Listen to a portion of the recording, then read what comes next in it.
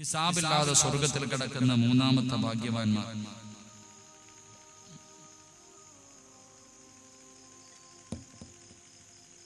ഹിസാബില്ലാതെ സ്വർഗത്തിൽ കിടക്കുന്ന മൂന്നാമത്തെ വിഭാഗം അല്ലാഹുവിന്റെ പ്രവാചകൻ സല്ലല്ലാഹു അലൈഹി വസല്ലമ തങ്ങൾ പറയുകയാണ്, ഹിസാബില്ലാതെ സ്വർഗത്തിൽ കിടക്കുന്ന മൂന്നാമത്തെ വിഭാഗം ഏതെന്നറിയുമോ? അസ്മാഉ ബിൻത് യസീർ റളിയല്ലാഹു തആല അൻഹ പറയുകയാണ്, യജ്മഉല്ലാഹു യൗമൽ ഖിയാമ, നാളെ പടച്ചവൻ മൂന്നാമതായി ഒരു വിഭാഗത്തെ വിളിക്കുകയാണ്. അതാ പടച്ചവൻ അടുത്തേക്ക് വിളിച്ചിട്ട് ഒറ്റ സഫായിട്ട് നിർത്തുകയാണ്. ആരെയാ വിളിച്ചു നിർത്തതെന്നറിയുമോ?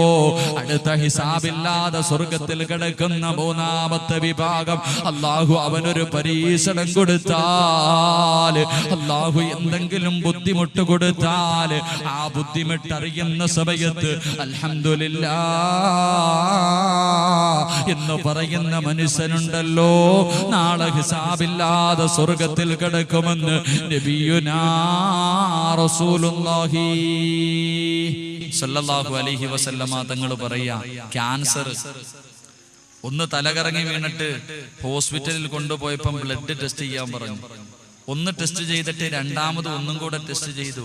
എന്നിട്ട് ഡോക്ടർ മുന്നിൽ വന്നിട്ട് പറയാ, നിനക്ക് ക്യാൻസർ ആണെന്ന് പറയുമ്പോ അൽഹംദുലില്ലാ എന്ന് പറഞ്ഞ നാളെ നീ ഹിസാബില്ലാതെ സ്വർഗത്തിൽ കിടക്കുമെന്ന് നബിയുനാ റസൂലുള്ളാഹി സ്വല്ലല്ലാഹു അലൈഹി വസല്ലം. എന്തെങ്കിലും ബുദ്ധിമുട്ടുണ്ടാകുമ്പോൾ, പ്രശ്നങ്ങൾ ഉണ്ടാകുമ്പോൾ ആദ്യം അൽഹംദുലില്ലാ പറയാൻ മനസ്സുണ്ടാകും. എന്റെ പ്രിയപ്പെട്ടവരോട്, സഹോദരങ്ങളോടൊക്കെ എങ്ങനെയുണ്ട് സന്തോഷം, ജീവിതമൊക്കെ എങ്ങനെയാണെന്ന് ചോദിച്ചാൽ പറയും അൽഹംദുലില്ലാ, റാഹത്താണ്, കച്ചവടമൊക്കെ കൊണ്ട് നല്ലതാണ്. പക്ഷെ കച്ചവടമൊക്കെ ഇല്ലാതായി കഴിഞ്ഞു, എന്തെങ്കിലും ബുദ്ധിമുട്ടാണെങ്കിലോ എങ്ങനെയുണ്ടെന്ന് ചോദിച്ചാൽ അപ്പ അൽഹംദുലില്ലാ പറയില്ല. വല്ലാത്ത ബുദ്ധിമുട്ടൊക്കെ, നഷ്ടത്തിലാണില്ല, അള്ളാഹിനെ സ്തുതിക്കാൻ കഴിയില്ല. സന്തോഷം ഉണ്ടാകുമ്പോ എല്ലാരും പടച്ചവനെ സ്തുതിക്കും. ദുഃഖം ഉണ്ടാകുമ്പോ, എന്റെ പള്ളിയിൽ ഇപ്പൊ ഒരു പ്രിയപ്പെട്ട ചെറുപ്പക്കാരൻ 5 നേരവും പള്ളിക്കകത്ത് വന്ന് നിസ്കരിച്ചു കൊണ്ടിരുന്നവൻ, അവനെ നമസ്കരിക്കാൻ കാണാതെ വന്നപ്പോ എന്റെ പള്ളിയിലെ ഉസ്താദ് അവനെ വിളിച്ചിട്ട് ഉപദേശിച്ചു, എടാ നീ 5 നേരം സുബഹിക്ക് വരെ പള്ളി വന്നുകൊണ്ടിരുന്നയാ, എന്തേ നിന്നെ ഇപ്പൊ കാണുന്നില്ല? ആ പ്രിയപ്പെട്ട ചെറുപ്പക്കാരൻ പറയുന്നു, ഉസ്താദെ 9 വർഷമായിട്ട് ഞാനൊരു പെണ്ണിനെ പ്രണയിക്കാം, ആ പെണ്ണിന്റെ വീട്ടുകാര് കല്യാണത്തിന് സമ്മതിക്കണമെന്ന് പറഞ്ഞോണ്ടാ ഞാൻ പള്ളിക്കകത്ത് കയറിയ. 9 വർഷം സ്നേഹിച്ചിട്ട് ഇപ്പൊ ആ പെണ്ണ് പറയേ എന്നെ വേണ്ടാന്ന് അവള് തന്നെ പറഞ്ഞു. ആ പെണ്ണ് തന്നെ പറഞ്ഞു എന്നെ വേണ്ടാന്ന്, ഇനി അതുകൊണ്ട് ഞാൻ നമസ്കരിക്കുന്നില്ല. എന്റെ പ്രിയമുള്ളവരെ, ആ പയ്യനോട് ഉസ്താദ് ഉപദേശിച്ച ഉസ്താദ് പറഞ്ഞു അത്ര, മോനെ നിന്റെ വാരിയലിൽ നിന്ന് പടച്ചവനൊരു പെണ്ണിനെ സൃഷ്ടിച്ചിട്ടുണ്ട്, സമയമാകുമ്പോ അത് നടക്കും. ഞാൻ വെള്ളിയാഴ്ച പള്ളിയിൽ പോയപ്പോ, കഴിഞ്ഞ ആഴ്ച പള്ളിയിൽ പോയപ്പോ ഈ പയ്യൻ എന്റെ മുന്നിൽ വന്നിട്ട്, ഉസ്താദെ ഒരു സംശയമുണ്ട്. ഞാൻ ചോദിച്ചു എന്താണ്? എന്റെ പ്രിയമുള്ളവരെ, സാധാരണ അള്ളാഹുവിന്റെ പ്രവാചകൻ ആദം നബി അലൈഹിസ്സലാമിന്റെ ഇടത് സൈഡിലെ വാരിയലിൽ നിന്നാണ് ഹവ്വാ ബീവിയെ സൃഷ്ടിച്ചിരിക്കുന്നത് എന്ന് പറഞ്ഞുകൊണ്ട് എന്റെ ഇടത് സൈഡിലെ വാരിയലിൽ നിന്നാണ് എന്റെ ഭാര്യയെ സൃഷ്ടിച്ചതെന്ന് കിതാബിലെങ്ങും കാണാൻ കഴിയില്ല. അങ്ങനെ ഉസ്താദന്മാര് ഇന്ന് വരെ സാധാരണ എല്ലാരും പറയണം, ഈ ഇരിക്കണ ഉസ്താദന്മാര് നിങ്ങളെയൊക്കെ ഇടത് വാരിയയിൽ നിന്നാണ് നിങ്ങളുടെ ഭാര്യയെ സൃഷ്ടിച്ചതെന്ന് പറയാൻ കഴിയില്ല. കാരണം അങ്ങനെ ഹദീസിന്റെ കിതാബുകളിൽ നിന്നും ഞാൻ കണ്ടിട്ടുമില്ല, എന്റെ ഉസ്താദന്മാര് പറഞ്ഞു തരുന്ന കേട്ടിട്ടുമില്ല. ഇനി അങ്ങനെ ഉണ്ടോ എന്ന് എനിക്കറിയില്ല. എല്ലാവരും സാധാരണ പറയാറുണ്ട് ആദം നബിയിലേക്ക് ഖിയാസാക്കിയാ പറയണം. ഇപ്പൊ ഉസ്താദ് ഉപദേശിച്ചുകൊണ്ട് ഈ പയ്യെ എന്റെ അടുത്ത് ചോദിച്ചു, അങ്ങനെയാണെങ്കിൽ ഉസ്താദെ ചില പെണ്ണുങ്ങള് കല്യാണം എല്ലാം കഴിഞ്ഞ് 2 വർഷം ഒരുത്തന്റെ കൂടെ ജീവിച്ച് 2 മക്കളെയും പെറ്റു കൊടുത്തിട്ട് മറ്റൊരുത്തന്റെ കൂടെ ഒളിച്ചോടി പോകുമല്ലോ, അപ്പൊ എങ്ങനെ 50-50 എല്ലാണോ എന്ന് അവ എന്നോട് ചോദിക്കും. ചില ആൾക്കാർ അങ്ങനെയാണല്ലോ. ഇപ്പൊ കാസർഗോഡ് ജില്ലയിലൊക്കെ നോക്കിയാൽ മതി, നമ്മുടെ നാട്ടിലൊക്കെ എന്തായാലും കാണാതിരിക്കത്തൊന്നുമില്ല. 2 പെറ്റിട്ട് മക്കളെ ആയിട്ട് വേറൊരുത്തന്റെ കൂടെ ജീവിക്കും. ആ പാവപ്പെട്ടവൻ ഗൾഫിൽ പണം ഉണ്ടാക്കാൻ പോകുമ്പോഴത്തേക്ക് അടുത്തവന്റെ കൂടെ ഒളിച്ചോടി പോകും. അപ്പൊ എങ്ങനെ ഈ പെണ്ണിന് 2 ചിലർ 2 നിൽക്കത്തില്ല. ഇപ്പൊ എന്റെ വീടിനടുത്തൊരു പെൺകുട്ടി 3 പേരുടെ കൂടെ ജീവിച്ചിരിക്കണം. അപ്പൊ ഒടിക്കാനും സമയം കാണത്തില്ല. അപ്പൊ അങ്ങനെ എന്റെ പ്രിയപ്പെട്ടവരെ, ഞാൻ പറഞ്ഞു വന്നത്, ചില കാര്യങ്ങൾ വരുമ്പോ നമ്മുടെ മക്കൾക്കൊക്കെ വല്ലാത്ത അറിവാണ്, ഭയങ്കര ഈമാനാണ്. നമ്മുടെ പ്രിയപ്പെട്ട എല്ലാവർക്കും നല്ല അറിവുണ്ട്. ഇപ്പൊ തന്നെ ഇവിടെ ഇപ്പൊ കാസർഗോഡുകാരൻ ഒരു പയ്യൻ തുടങ്ങി വെച്ചത് ഇപ്പം തിരുവനന്തപുരം വരെ എത്തിയിരിക്കാം. കാസർഗോഡുള്ള ഒരു പാവപ്പെട്ടവൻ എണ്ണ അടിക്കാൻ പോയപ്പോ പെട്രോൾ ടാങ്കിന്റെ മുകളിൽ കൈയടിച്ച് അടിച്ചുകൊണ്ടൊരു പാട്ട് പാടി, ആ പാട്ടിപ്പം പാടി തിരുവനന്തപുരം വരെ എത്തിയിരിക്കുക. ഇപ്പൊ നെറ്റിലൊക്കെ കയറുകയാണെങ്കിൽ, വാട്സപ്പിലൊക്കെ ഇപ്പം മൂത്രമൊഴിക്കുമ്പോഴും ബാത്റൂമിൽ കുളിക്കുമ്പോഴും എന്റെ പ്രിയപ്പെട്ടവരൊക്കെ മാഹിയിലെ പെണ്ണിനെ കണ്ടിരിക്കണം, തലശ്ശേരിയിലെ പെണ്ണിനെ ഇതൊക്കെ പാടിക്കൊണ്ടാണ് നടക്കുന്നത്. ഞാനിന്ന് ഉഷാദ് ബാക്കവിയും കൂടെ പയ്യന്നൂർ എട്ടിക്കുളം എന്ന സ്ഥലത്ത് വാഴ്തു പറഞ്ഞു. 1ാമത്തെ ദിവസം ബാക്കവി, 19-ാം തീയതി ബാക്കവി, 20-ാം തീയതി ഞാൻ. 1ാമത്തെ ദിവസം പ്രസംഗം എല്ലാം കഴിഞ്ഞിട്ട് ബാക്കവി ഈ പെണ്ണിനെ നല്ല വിമർശിച്ചു. വാഴെല്ലാം കഴിഞ്ഞിട്ട് പിറ്റേ ദിവസം ഞങ്ങൾ രണ്ടുപേരും കൂടെ വാക്കവി പറഞ്ഞു, ഇന്ന് ഞാനും നിൽക്കാൻ, നമുക്ക് ഒരുമിച്ച് പോകാം, നിന്റെ വാഴ ഞാൻ കേട്ടിട്ടില്ല എന്നൊക്കെ പറഞ്ഞു വാക്കവി എൻ്റെ കൂടെ റൂമിൽ ഞങ്ങൾ രണ്ടുപേരും കിടന്നുറങ്ങാം. കമലാസുരയ്യാൽ അനീഷ് എന്ന് പറയുന്ന ഒരു പ്രിയപ്പെട്ട ചെറുപ്പക്കാരന്റെ ഫോണിലേക്ക് ഈ പാടിയതിൽ ഏറ്റവും ഹൈറ്റൊക്കെ ഉള്ള ഒരു സാധനമുണ്ട്, നല്ല കരിക്കട്ട പോലെ ഇരിക്കുന്ന നല്ലൊരു സാധനം. അവള് ഈമാൻ കൂടിയവളാ. അവള് ഫോൺ വിളിച്ചപ്പോൾ ഈ പാവപ്പെട്ടവൻ എൻ്റെ കയ്യിൽ തന്നു. ഞാനിങ്ങനെ ഫോണൊക്കെ എടുത്തു നോക്കി ഇവൾ എന്നോട് ചോദിക്കാം, ഇസ്ലാമിൽ പാട്ട് പാടാൻ അവകാശമില്ലേ, സ്വാതന്ത്ര്യമില്ലേ? അള്ളാഹുവിന്റെ പ്രവാചകൻ മദീനയിലേക്ക് ചെന്നപ്പോൾ പാട്ട് പാടിയല്ലേ സ്വീകരിച്ച്? അവർക്ക് അറിവില്ലാഞ്ഞിട്ടല്ല, അള്ളാന്റെ പ്രവാചകൻ മദീനയിലേക്ക് ചെന്നപ്പം പാട്ട് പാടിയിട്ടല്ലേ സ്വീകരിച്ചേ? അള്ളാന്റെ റസൂലിന്റെ മുന്നിൽ പാട്ട് പാടിയ ഒരു സഹാബിക്ക് തന്റെ ഷാളെടുത്ത് പ്രവാചകൻ കൊടുത്തല്ലോ, പിന്നെ പാട്ട് പാടുന്നതിൽ എന്താ കുഴപ്പമെന്ന് അവള് ചോദിക്കുക. അവർക്ക് വിവരം ഇല്ലാഞ്ഞിട്ടല്ല. അവസാനം ഞാൻ പെണ്ണിനോട് ചോദിച്ചു, മോളെ, ഈ ഹോട്ടലിന്റെ ഫ്രണ്ടിൽ ഇങ്ങനെ നിന്നിട്ട് വിളിക്കും, ചോറുണ്ണാൻ ആര് വേണമെങ്കിലും വരാൻ വേണ്ടി ഒരാൾ നിന്ന് വിളിക്കണ പോലെ നിന്നെ തുടരണമെങ്കിൽ നീ തലശ്ശേരിയിലേക്ക് വരാൻ വിളിച്ചല്ലോ, അതെന്താന്ന്? അപ്പൊ പെണ്ണ് പറയാ, അത് അങ്ങനെ ഒന്നും ഞാൻ ചിന്തിച്ചിട്ടില്ല, അള്ളാഹു നീയത്തനുസരിച്ചല്ലേ കാര്യങ്ങൾ തീരുമാനിക്കുന്നത്. ഇന്നമൽ അഅ്മാലു ബിന്നിയാത്ത്. ആ പെണ്ണ് പറയാ, എന്റെ മനസ്സിൽ എന്താണെന്ന് അള്ളാഹുവിന് മാത്രമേ അറിയൂ, ഞാൻ അങ്ങനെ ഒന്നും കരുതിയില്ല, നിങ്ങൾ അങ്ങനെ കാണുന്നത് കൊണ്ടാ പ്രസംഗിച്ചുകൊണ്ട് നടക്കണേ. അവസാനം ഇത് പറഞ്ഞപ്പോഴത്തേക്ക് എനിക്ക് സഹിച്ചില്ല. കാരണം അത്രയും നേരം ഞാൻ ഒരു ഉസ്താദ് എന്ന നിലയിൽ സംസാരിച്ചോണ്ടിരുന്നു. അത്ര ക്ഷമയൊന്നും എനിക്കില്ല. ഞാൻ ഇത് കൂടെ കേട്ടപ്പോഴത്തേക്ക് പിന്നെ നല്ല നാല് പറഞ്ഞു. ബാക്കവി ഉറക്കത്തിൽ നിന്ന് ചാടി എഴുന്നേറ്റ് എന്താടാന്ന് ഫോൺ കയ്യിലോട്ട് കൊടുത്തു. പിന്നെ ബാക്കവി ബാക്കിയുള്ളത് പറഞ്ഞു. ഇവള് പറഞ്ഞു, ഞാൻ ഇച്ചിരി ബാങ്കിൽ, ഞാൻ ഡൽഹിയിലൊക്കെ പോയി പഠിച്ചത് കൊണ്ട് എനിക്ക് ഇച്ചിരി ധൈര്യമുണ്ട്. എന്റെ കൂടെ ഉള്ള 2 കൊച്ചുകുട്ടികളാ, അവരെങ്ങാണ് ആത്മഹത്യ ചെയ്ത് കഴിഞ്ഞാൽ നിങ്ങൾക്കെതിരെ കേസ് കൊടുക്കും. പിന്നെ ഉറക്കത്തിൽ നിന്ന് എഴുന്നേറ്റ ദേഷ്യവും ഇവള് പറഞ്ഞതെല്ലാം കൂടെ ആയപ്പോഴത്തേക്ക് പിന്നെ നൗഷാബാക്കവി പറഞ്ഞു, മോളെ, എന്റെ അവസാന ശ്വാസം വരെ നിനക്കെതിരെ ഞാൻ വാഴ്ന്നു പറയും, നിന്റെ കാര്യത്തിൽ തീരുമാനമായിരുന്നു. അവസാനം ആ പ്രിയപ്പെട്ട പെണ്ണ് ഫോണ് താഴെ വെച്ചിട്ട് പിന്നെ കുറച്ച് കഴിഞ്ഞ് വിളിച്ചു. വാപ്പയും ഉമ്മയും എല്ലാരും പൊട്ടിക്കരഞ്ഞ്, ഉസ്താദെ പൊരുത്തപ്പെടാൻ അറിയാതെ ചെയ്തതാന്നൊക്കെ പറഞ്ഞ് പൊട്ടിക്കരഞ്ഞു. അള്ളാഹു ആ പൊന്നുമോക്ക് ഈമാൻ നിലനിർത്തി കൊടുക്കുമാറാകട്ടെ. അള്ളാഹു ആ സഹോദരിക്ക് ഈമാൻ നിലനിർത്തി കൊടുക്കുമാറാകട്ടെ. പക്ഷെ നമ്മൾ ഇന്നും പാടിക്കൊണ്ട് നടക്കുക, അതൊക്കെയാണ് നമ്മുടെ സമയം. നമുക്കിന്ന് അതൊക്കെ പലതും മറന്നു പോകുന്നു എന്റെ പ്രിയപ്പെട്ട ചെറുപ്പക്കാർ.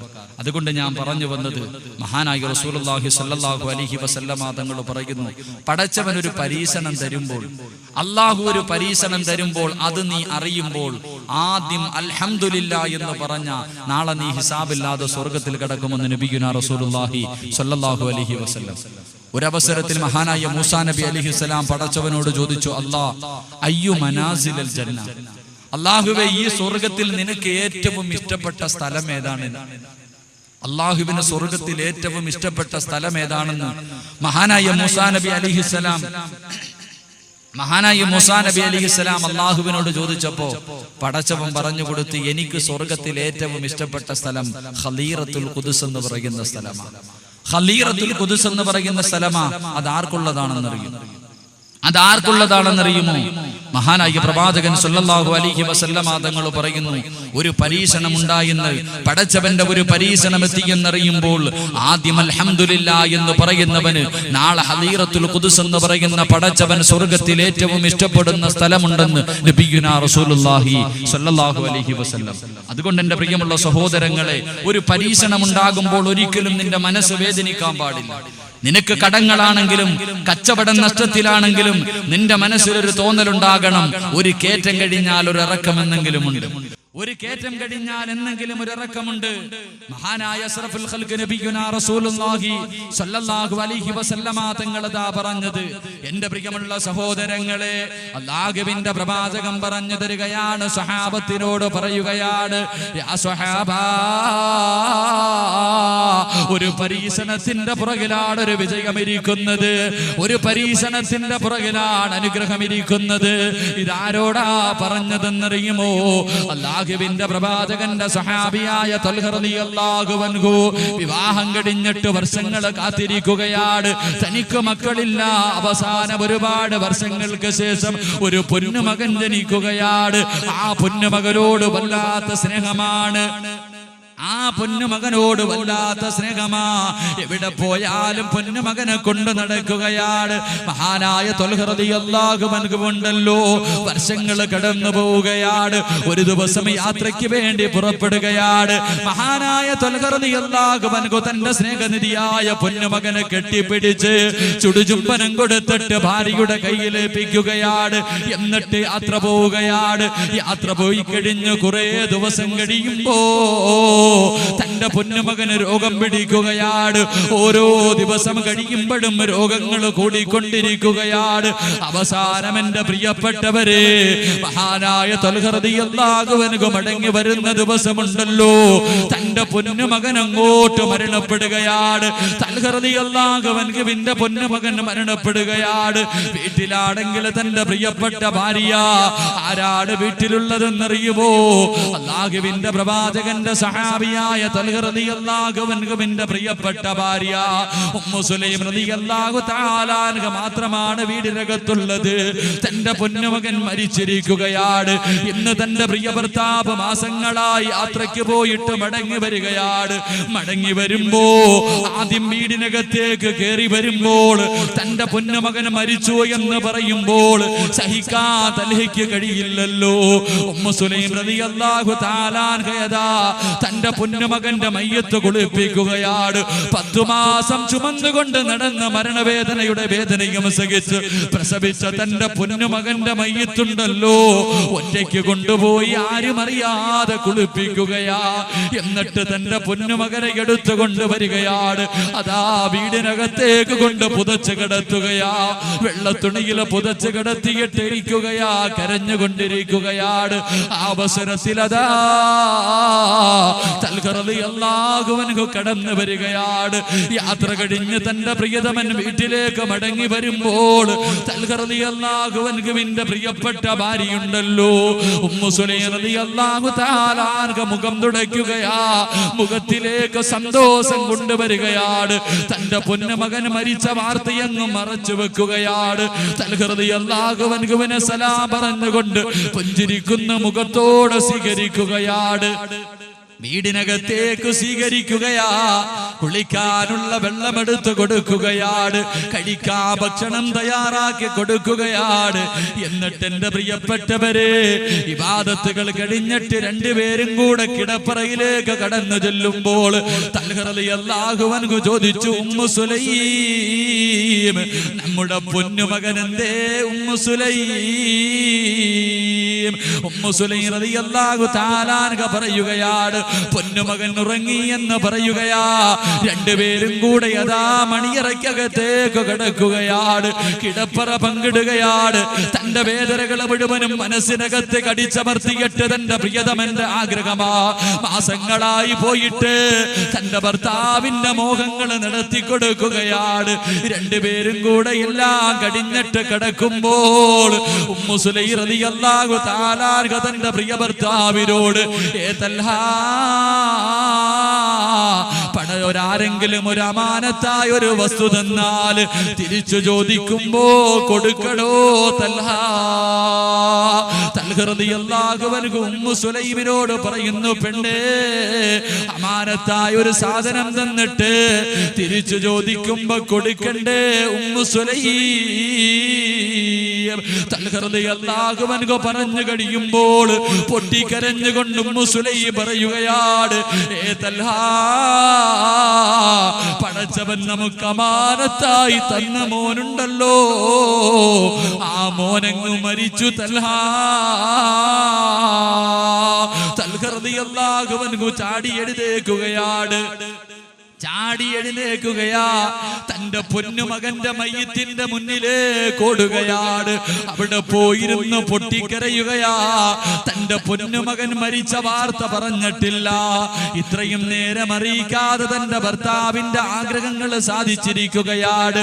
എന്റെ പ്രിയമുള്ളവരെ, സുബഹിന്റെ സമയമായപ്പോൾ ഇലാ ഹദ്റത്തി റസൂലില്ലാ,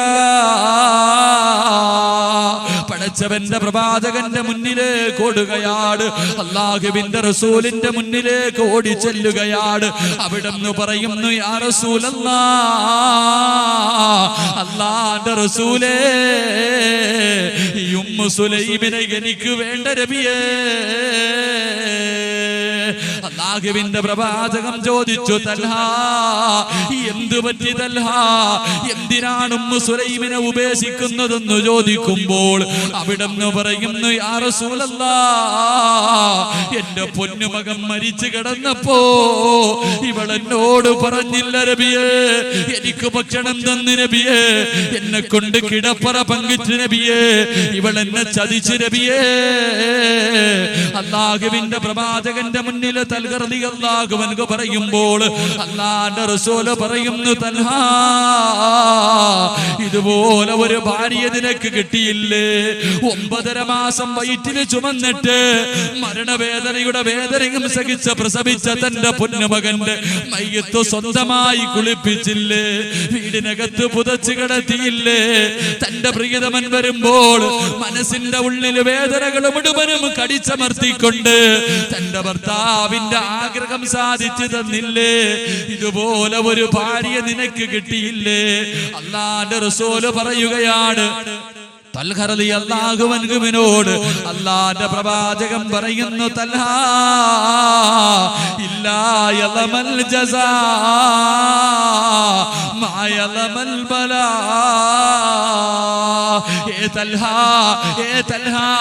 ഒരു പരീക്ഷണത്തിന്റെ പുറകിലാണ് പടച്ചവൻ അനുഗ്രഹം വെച്ചിരിക്കുന്നത്. അതുകൊണ്ട് തൽഹാ, ഇന്നലെ നിങ്ങൾ ബന്ധപ്പെട്ടതിലൂടെ നിനക്കൊരു മകൻ ജനിക്കും തൽഹാ. എന്റെ പ്രിയമുള്ളവരെ, ചരിത്രം പറയുകയാണ്, അനസ് എന്ന് പറയുന്ന ഒരു പൊന്നുമകൻ ജനിക്കുകയാണ്. ആ പൊന്നുമകൻ ഖുർആൻ മുഴുവനും കാണാതെ പഠിക്കുകയാണ്. ആ അനസ് റളിയല്ലാഹു അൻഹുവിന്റെ കുടുംബ പരമ്പരയിൽ 12ഓളം ഹാഫിളീങ്ങൾ ഉണ്ടായെന്ന് ചരിത്രം പഠിപ്പിക്കുമ്പോൾ എന്റെ പ്രിയമുള്ളവരെ, പരീക്ഷണം വരുമ്പോൾ തളരല്ലേ, പടച്ചവനെ കുറ്റപ്പെടുത്തല്ലേ, ആരോടും പറഞ്ഞുകൊണ്ട് നടക്കല്ലേ. അൽഹംദുലില്ലാഹ് എന്ന് പറയാനുള്ള മനസ്സ് കാണിച്ച നാളെ ഹിസാബില്ലാതെ സ്വർഗത്തിൽ കടക്കാൻ കഴിയുമെന്ന് നബിയുനാ റസൂലുള്ളാഹി സല്ലല്ലാഹു അലൈഹി വസല്ലമ തങ്ങൾ പറയുന്നു, പടച്ചവനൊരു പരീക്ഷണം തരുമ്പോൾ അതറിയുമ്പോൾ ആദ്യം അൽഹംദുലില്ലാഹ്